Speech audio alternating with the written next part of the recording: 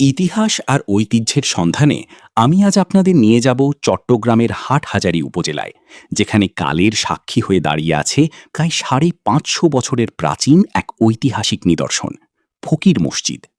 ধারণা করা হয় এটি ১৪৭৪ থেকে ১৪৮১ খ্রিস্টাব্দের মধ্যবর্তী সময়ে সুলতান শামসুদ্দিন ইউসুফ শাহের শাসনামলে নির্মিত হয়েছিল। ঐতিহাসিকদের মতে এটি চট্টগ্রাম জেলায় এখনও টিকে থাকা মসজিদগুলোর মধ্যে প্রাচীনতম। ইতিহাস থেকে জানা যায়, দীর্ঘকাল ধরে মসজিদটি পরিত্যক্ত অবস্থায় ঘন জঙ্গল আর ঝোপঝাড়ের আড়ালে ঢাকা পড়েছিল। পরবর্তীতে ফকির মুকিম শাহ রহমতুল্লাহি আলাই নামক একজন দরবেশ এই মসজিদটি পুনরাবিষ্কার করেন এবং পুনরায় নামাজ আদায় শুরু করেন। সেই দরবেশের নামানুসারেই এটি ফকির মসজিদ নামে পরিচিতি লাভ করে। মসজিদের পাশেই রয়েছে ফকির মুকিম শাহের মাজার।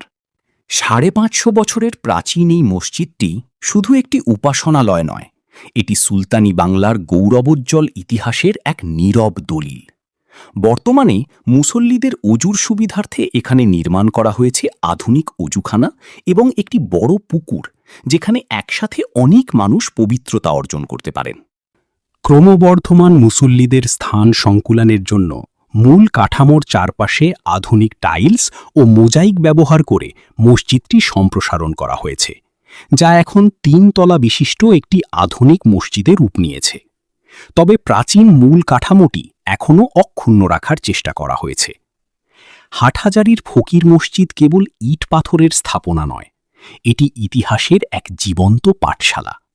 দেশের এই অমূল্য ঐতিহ্যকে সুরক্ষিত রাখা আমাদের সকলের সম্মিলিত দায়িত্ব।